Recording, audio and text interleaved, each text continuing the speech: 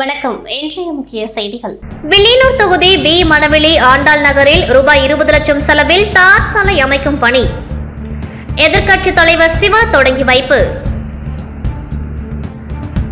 வடமங்கலம் கிராமம் ஸ்ரீ மகாகாளீஸ்வரர் நகரில் பொதுப்பணித்துறை மூலம் ரூபாய் 25.40 லட்சம் செலவில் புதிய ஆழ்துளை கிணறு. வேளாண் துறை அமைச்சர் தேனி ஜெயக்குமார் பூஜை செய்து துவக்கி வைப்பு. புதுச்சேரி அதிமுக மாநில செயலாளர் அன்பழகன் மீது வழக்கு பதிவு செய்து கைது செய்ய வேண்டும் என திமுக சட்டமன்ற உறுப்பினர் அனிபால் கென்னடி எம்எல்ஏ அவர்களின் ஆதரவாளர்களின் போராட்டத்தால் பரபரப்பு. இனி விரிவான செய்திகள். புதுச்சேரி அதிமுக மாநில செயலாளர் அன்பழகன் மீது வழக்கு பதிவு செய்து கைது செய்ய வேண்டும் என திமுக சட்டமன்ற உறுப்பினர் அனிபால் கென்னடி ஆதரவாளர்கள் மற்றும் திமுகவினர் 100க்கும் மேற்பட்டோர் உதயஞ்சாலை காவல் நிலையத்தை முற்றுகையிட்டு போராட்டத்தில் ஈடுபட்டதால் பரபரப்பு ஏற்பட்டது. புதுச்சேரி உப்பளம் தொகுதி சட்டமன்ற உறுப்பினர் அனிபால் கென்னடி அவர்கள் கடந்த சில தினங்களுக்கு முன்பு சிறுவன் பாதாள சாக்கடையில் விழுந்தது சம்பந்தமாக விசாரித்துக் கொண்டிருந்தார். அப்பொழுது சம்பவ இடத்திற்கு வந்த அதிமுக மாநில செயலாளர் அன்பழகன் திமுக சட்டமன்ற உறுப்பினர் அனிபால் கென்னடி செவித்திறன் குறைவுடைய மாற்றுத்திறனாளி என்று தெரிந்திருந்தும் இழிவுபடுத்தும் வகையில் அவரது காதின் ஓரம் சென்று கத்துவது போல் அநாகரிகமான உடல் மொழியை வெளிப்படுத்தியது மட்டுமின்றி சட்டமன்ற உறுப்பினரை பணி செய்ய விடாமல் தொடர்ந்து இழிவுபடுத்தும் செயலில் ஈடுபட்டார். மேலும் அச்சுறுத்தலை ஏற்படுத்தும் செயலிலும் ஈடுபட்டார். எனவே அதிமுக மாநில செயலாளர் அன்பழகன் மீது நடவடிக்கை எடுக்க வேண்டும் என உதயஞ்சாலை காவல் நிலையத்தில் புகார் அளித்திருந்தார். புகார் அளித்து 15 தினங்கள் ஆகியும் அந்த புகாரின் மீது இதுவரை உதயஞ்சாலை போலீசார் எந்தவித நடவடிக்கையும் எடுக்கவில்லை. இந்நிலையில் திமுக சட்டமன்ற உறுப்பினர் கொடுத்த புகாரின் மீது நடவடிக்கை எடுக்காத உதயஞ்சாலை போலீசாரை கண்டித்து சட்டமன்ற உறுப்பினரின் ஆதரவாளர்கள் காவல் நிலையத்தை முற்றுகையிட்டு போராட்டத்தில் ஈடுபட்டனர். இதில் உப்பளம் தொகுதி மற்றும் புதுச்சேரியை சார்ந்த திமுக நிர்வாகிகள் 100க்கும் மேற்பட்டோர் கலந்து கொண்டு அதிமுக மாநில செயலாளர் அன்பழகன் மீது வழக்கு பதிவு செய்து கைது செய்ய வலியுறுத்தி கண்டன கோஷங்களை எழுப்பினர். இதனையடுத்து முற்றுகையில் ஈடுபட்ட திமுகவினரிடம் போலீசார் பேச்சுவார்த்தை நடத்தினர். அதனை ஏற்க மறுத்த திமுகவினர் காவல் நிலையம் முன்பு தரையில் அமர்ந்து கண்டன கோஷங்களையும் எழுப்பினர். தொடர்ந்து பேச்சுவார்த்தை நடத்திய போலீசார் அன்பழகன் மீது வழக்கு பதிவு செய்யப்படும் என்று உறுதி அளித்ததன் பேரில் போராட்டத்தை திமுகவினர் கைவிட்டனர். திமுகவினர் திடீரென காவல் நிலையத்தை முற்றுகையிட்டதால் காவல் நிலையம் முன்பு சிறிது நேரம் பரபரப்பு ஏற்பட்டது. இதனையடுத்து செய்தியாளர்களை சந்தித்த திமுக நிர்வாகிகள் சட்டமன்ற உறுப்பினர் அனிபால் கென்னடி காது கேளாத மாற்றுத்திறனாளி என்று தெரிந்தும் அவரை இழிவுபடுத்தும் வகையில் பேசிய அன்பழகன் மீது உடனடியாக வழக்கு பதிவு செய்து அவரை கைது செய்ய வேண்டும் என வலியுறுத்தினர். வில்லியனூர் தொகுதி பி மணவெளி ஆண்டாள் நகரில் ரூபாய் 20 லட்சம் செலவில் தார் சாலை அமைக்கும் பணியினை எதிர்க்கட்சித் தலைவர் சிவா துவக்கி வைத்தார். புதுச்சேரி மாநிலம் வில்லியனூர் சட்டமன்ற தொகுதிக்குட்பட்ட வி மணவெளி ஆண்டாள் நகரில் உட்புற சாலைகளுக்கு வில்லியனூர் கொம்யூன் பஞ்சாயத்து மூலம் ரூபாய் 20 லட்சம் மதிப்பீட்டில் தார் சாலை அமைக்கும் பணிக்கான பூமி பூஜை நிகழ்ச்சி இன்று காலை நடைபெற்றது. இந்நிகழ்ச்சியில் தொகுதி சட்டமன்ற உறுப்பினரும் சட்டமன்ற எதிர்க்கட்சித் தலைவருமான சிவா கலந்து கொண்டு தார் சாலை அமைக்கும் பணியினை பூஜை செய்து துவக்கி வைத்தார். இதில் வில்லியனூர் கொம்யூன் செயற்பொறியாளர் திருநாவுக்கரசு, இளநிலை பொறியாளர் சத்யநாராயணா மற்றும் ஊர் முக்கியஸ்தர்கள் தர்மராஜ், தட்சிணாமூர்த்தி, பாலகுரு, ராஜேந்திரன், லக்ஷ்மணன், அருள், வேல்முருகன், திமுக நிர்வாகிகள், தொகுதி செயலாளர் மணிகண்டன், பொதுக்குழு உறுப்பினர் ராமசாமி, செல்வநாதன், தர்மராஜ், வர்த்தகர் அணி அமைப்பாளர் ரமணன், விவசாய தொழிலாளர் அணி துணை அமைப்பாளர் ராமதாஸ், வர்த்தகர் அணி துணை அமைப்பாளர் சரவணன், ஆதி திராவிடர் அணி துணைத் தலைவர் கதிரவன், வேளாங்கண்ணி துணை அமைப்பாளர் பக்ருதீன், ராஜி, கந்தசாமி, ஹரிகிருஷ்ணன், பாலமுருகன், நடராஜன், முருகையன், ராமஜெயம், வீரமுத்து, நாகராஜ் ஆகியோர் பலர் கலந்து கொண்டார்கள். வடமங்கலம் கிராமம் ஸ்ரீ மகாகாளீஸ்வரர் நகரில் பொதுப்பணித்துறை மூலம் ரூபாய் 25.40 லட்சம் செலவில் புதிய ஆழ்துளை கிணறு அமைக்கும் பணிக்கான பூமி பூஜையினை வேளாண் துறை அமைச்சர் தேனி ஜெயக்குமார் பூஜை செய்து துவக்கி வைத்தார். புதுச்சேரி வில்லியனூர் கொம்யூன் பஞ்சாயத்துக்குட்பட்ட மங்கலம் சட்டமன்ற தொகுதி வடமங்கலம் கிராமத்தில் தற்போது நிலவி வரும் குடிநீர் பற்றாக்குறையை போக்க ஸ்ரீ மகாகாளீஸ்வரர் நகரில் பொதுப்பணித்துறை மூலம் சுமார் ரூபாய் 25.40 லட்சம் திட்ட மதிப்பீட்டில் புதிய ஆழ்துளை கிணறு மற்றும் அதனை சார்ந்த பணிகளுக்கான பூமி பூஜை நடைபெற்றது. இத்திட்டத்தினை வேளாண் அமைச்சர் ஜெயக்குமார் பூஜை செய்து துவக்கி வைத்தார். இவ்விழாவில் பொதுப்பணித்துறை கண்காணிப்பு பொறியாளர் 2 பாஸ்கரன், பொது சுகாதார கோட்ட செயற் பொறியாளர் உமாபதி, கிராம குடிநீர் திட்ட உதவி பொறியாளர் பீனாராணி, இளநிலை பொறியாளர் சுதர்சனம், வில்லியனூர் கொம்யூன் பஞ்சாயத்து ஆணையர் எழில்ராஜன், உதவி பொறியாளர் திருநாவுக்கரசு, இளநிலை பொறியாளர் ரங்கமன்னார் மற்றும் ஊர் பொதுமக்கள் ஆகியோர் கலந்து கொண்டு சிறப்பித்தனர். இத்திட்டத்தின் மூலம் வடமங்கலம் மற்றும் அதன் சுற்றுப்புற பகுதியில் உள்ள சுமார் 3000 நபர்கள் பயன்பெறுவார்கள். புதுச்சேரி துணைநிலை ஆளுநர் தமிழிசை சவுந்தரராஜனை பொதுமக்கள் நேரில் சந்தித்து ஆங்கில புத்தாண்டு நல்வாழ்த்துக்களை தெரிவிக்கும் நிகழ்ச்சி துணைநிலை ஆளுநர் மாளிகையில் நடைபெற்றது. புதுச்சேரி துணைநிலை ஆளுநர் தமிழிசை சவுந்தரராஜனை பொதுமக்கள் நேரில் சந்தித்து ஆங்கில புத்தாண்டு நல்வாழ்த்துக்களை தெரிவிக்கும் நிகழ்ச்சி துணைநிலை ஆளுநர் மாளிகையில் நடைபெற்றது. பொதுமக்கள் நீண்ட வரிசையில் நின்று துணைநிலை ஆளுநர் தமிழிசை சவுந்தரராஜனை சந்தித்து புத்தாண்டு வாழ்த்துக்களை தெரிவித்தனர். வாழ்த்து கூறிய பொதுமக்களுக்கு ஆளுநர் தமிழிசை இனிப்புகளையும் வழங்கினார். தொடர்ந்து செய்தியாளர்களை சந்தித்த தமிழிசை, மத்திய அரசு மாநில அரசு இணைந்து புதுச்சேரி மக்கள் 2024 மகிழ்ச்சியாக வாழ அனைத்து திட்டங்களையும் நிறைவேற்றும் என்றார். மாநில அரசுகளுக்கு எந்தெந்த வகையில் உதவிகள் செய்ய வேண்டும் அனைத்தையும் மத்திய அரசு செய்து வருவதாகவும், தமிழகம் வஞ்சிக்கப்படுகிறது என்ற குற்றச்சாட்டுக்கு பிரதமர் நரேந்திர மோடி திருச்சியில் பதிலளித்திருக்கின்றார். வேலை, படிப்பு சம்பந்தமாகவும் வெளிநாடு செல்பவர்கள் சென்னைக்கு வராமல் திருச்சியிலேயே விமான நிலையத்தை பயன்படுத்திக் கொள்ளலாம் என்று குறிப்பிட்டவர், எல்லாவற்றிலும் வளர்ச்சியடைந்த நாடாக நாம் மாறிக்கொண்டிருக்கின்றோம் என்று குறிப்பிட்டார். வெள்ளத்தால் பாதிக்கப்பட்ட மக்களை மத்திய அரசு ஒருபொழுதும் புறக்கணிக்காது தமிழகத்திற்கு பல நல்ல திட்டங்கள் கொண்டுவரப்பட்டுள்ளது என்று கூறிய தமிழிசை, எல்லா விதத்திலும் வளர்ச்சியடைந்த நாடாக நாம் மாறி வருகின்றோம் என்பதை ஒப்புக்கொள்ளதான் வேண்டும் என்றார். மழை வெள்ளத்தால் பாதிக்கப்பட்ட மக்களை அந்த கஷ்டத்திலும் அவர்களை வரிசையாக நிற்க வைக்க வேண்டுமா என கேள்வி எழுப்பியவர், நிவாரணங்களை அவரது வங்கிக் கணக்கில் பணம் செலுத்தியிருக்கலாம் என்றும் தெரிவித்தார்.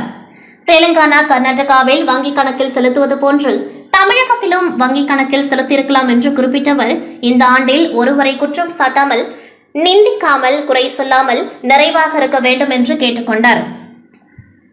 ஹாப்பி ஸ்ட்ரீட் கொண்டாடுவதில் எனக்கு உடன்பாடில்லை. அது வேறு மாதிரி சென்று கொண்டிருக்கின்றது.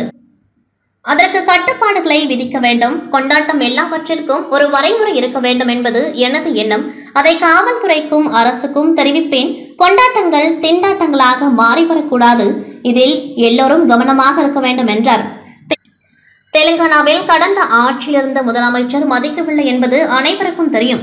தற்பொழுது முதல்வர் தன்னை சந்தித்து புத்தாண்டு வாழ்த்து கூறியிருக்கின்றார். தமிழகத்தில் ஆளுநர் முதல்வரும் அமர்ந்து பேசி பிரச்சனைகளுக்கு தீர்வு காண வேண்டும். கருத்து வேறுபாடு மோதல்களாக மாறாமல் மக்களுக்கு பலன் தருவதாக இருக்க வேண்டும் என்றும் தமிழிசை கூறினார். புதுச்சேரி நகராட்சி சார்பாக முத்தியால்பேட்டை தொகுதியில் நடைபெற்ற நமது லட்சியம் வளர்ச்சியடைந்த பாரதம் நிகழ்ச்சியில் சபாநாயகர் செல்வம் கலந்து கொண்டு மத்திய அரசு திட்ட பயனாளிகளுடன் கலந்துரையாடினார். மத்திய அரசின் திட்டங்களை பொதுமக்களிடையே கொண்டு செல்வதற்காக நமது லட்சியம் வளர்ச்சியடைந்த பாரதம் என்ற கருப்பொருளை உள்ளடக்கிய விழிப்புணர்வு வாகன யாத்திரை நாடு முழுவதும் நடைபெற்று வருகின்றது. அதன்படி புதுச்சேரியில் கிராமம் மற்றும் நகர பகுதிகளில் நமது லட்சியம் வளர்ச்சியடைந்த பாரதம் நிகழ்ச்சி நடத்தப்பட்டு வருகின்றது. இதன் ஒரு பகுதியாக புதுச்சேரி நகராட்சி சார்பாக முத்தியால்பேட்டை தொகுதியில் மத்திய அரசின் திட்டங்களினால் பயனடைந்த பயனாளிகளுடன் கலந்துரையாடல் மற்றும் திட்ட பயன்கள் வழங்கும் நிகழ்ச்சி முத்தியால்பேட்டை மணிகுண்ட் அருகே சட்டப்பேரவை தலைவர் செல்வம் தலைமையில் தொகுதி சட்டமன்ற உறுப்பினர் பிரகாஷ்குமார் முன்னிலையில் நடைபெற்றது. இந்நிகழ்ச்சியில் புதுச்சேரி நகராட்சி ஆணையர் சிவகுமார், ஆதி திராவிடர் மற்றும் பழங்குடியினர் நலத்துறை இயக்குநர் இளங்கோவன் மற்றும் அரசு துறைகளின் அதிகாரிகள் மற்றும் திரளான பொதுமக்கள் இக்கூட்டத்தில் கலந்து கொண்டார்கள். இந்நிகழ்ச்சியில் பல்வேறு மத்திய அரசு திட்டங்களின் கீழ் பயனாளிகளுக்கு பல்வேறு நலத்திட்ட உதவிகள் வழங்கப்பட்டன. வளர்ச்சியடைந்த பாரதத்திற்கான உறுதிமொழியை வாசிக்க அனைவரும் ஏற்றுக்கொண்டார்கள். புதுச்சேரி அரசு நில அளவை மற்றும் பதிவேடு துறையில் காலியாக இருந்த கள உதவியாளர்கள் பணியிடங்களுக்கு எழுத்து தேர்வின் மூலம் தேர்ந்தெடுக்கப்பட்ட 25 பேருக்கு பணி ஆணையினை முதலமைச்சர் ரங்கசாமி வழங்கினார். புதுச்சேரி அரசு நில அளவை மற்றும் பதிவேடுகள் துறையில் காலியாக இருந்த கள உதவியாளர் பணியிடங்களுக்கு கடந்த அக்டோபர் மாதம் எழுத்து தேர்வு போட்டி நடத்தப்பட்டது. இத்தேர்வின் முடிவுகளின்படி கள உதவியாளர்களாக தேர்ந்தெடுக்கப்பட்டவர்களின் சான்றிதழ்கள் சரிபார்க்கப்பட்டன. இதனைத் தொடர்ந்து தேர்வு செய்யப்பட்ட 25 நபர்களுக்கு பணி நியமன ஆணை வழங்கும் நிகழ்ச்சி சட்டப்பேரவையில் உள்ள முதலமைச்சர் அலுவலகத்தில் நடைபெற்றது. இதில் கலந்து கொண்ட முதலமைச்சர் ரங்கசாமி புதிதாக தேர்வு செய்யப்பட்ட 25 நபர்களுக்கு பணி ஆணை வழங்கி பாராட்டினார். இந்நிகழ்வின் போது வேளாண் அமைச்சர் ஜெயக்குமார், சட்டமன்ற உறுப்பினர்கள் நாஜிம், பாஸ்கர் என்கிற தட்சிணாமூர்த்தி, KSP ரமேஷ், மாவட்ட ஆட்சியர் வல்லவன், நில அளவைத்துறையின் இயக்குநர் செந்தில்குமார், துறையின் கண்காணிப்பாளர் சங்கர் உட்பட அரசு துறை அதிகாரிகள் பலர் கலந்து கொண்டார்கள்.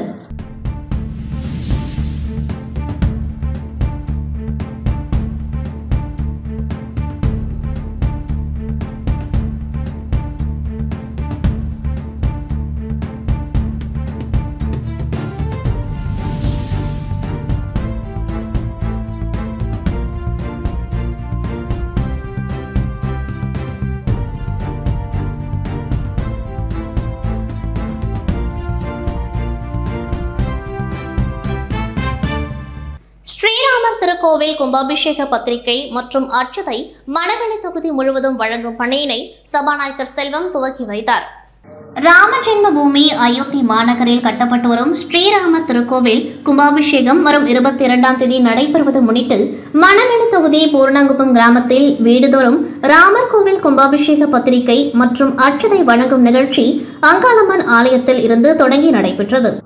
இந்த நிகழ்ச்சியில் தொகுதி சட்டமன்ற உறுப்பினரும் சட்டப்பேரவை தலைவருமான செல்வம் கலந்து கொண்டு வீடு வீடாக சென்று ஸ்ரீராமர் கோவில் கும்பாபிஷேக பத்திரிகை மற்றும் அட்சதை வழங்கினார். இந்த நிகழ்ச்சியில் பாஜக மாவட்ட தலைவர் சுகுமாரன், தொகுதி தலைவர் லட்சுமிகாந்தன், சக்தி பாலன், கூட்டுறவு சங்க தலைவர் தட்சிணாமூர்த்தி, ஹேம மாலினி உட்பட பாஜக நிர்வாகிகள், பொதுமக்கள் பலர் கலந்து கொண்டார்கள்.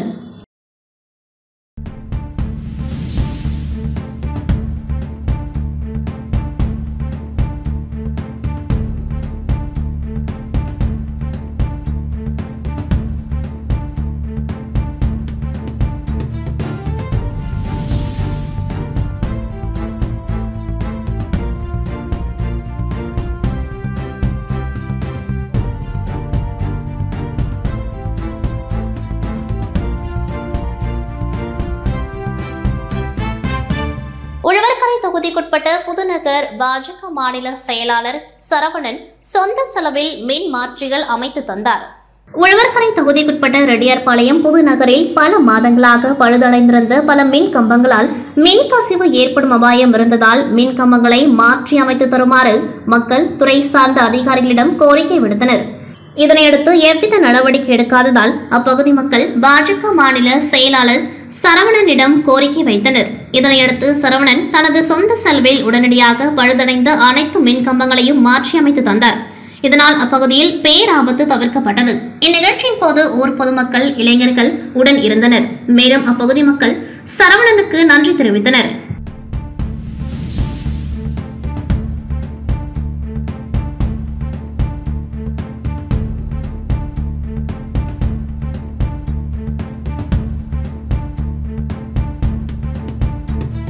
உலக சிலம்பம் சம்மேளனம் மற்றும் அகில இந்திய சிலம்பம் சம்மேளனம் இணைந்து நடத்திய 5வது ஆசிய சிலம்பம் சாம்பியன்ஷிப் 2023 போட்டி நாகர்கோவிலில் உள்ள STAT உள்விளையாட்டு அரங்கில் நடைபெற்றது.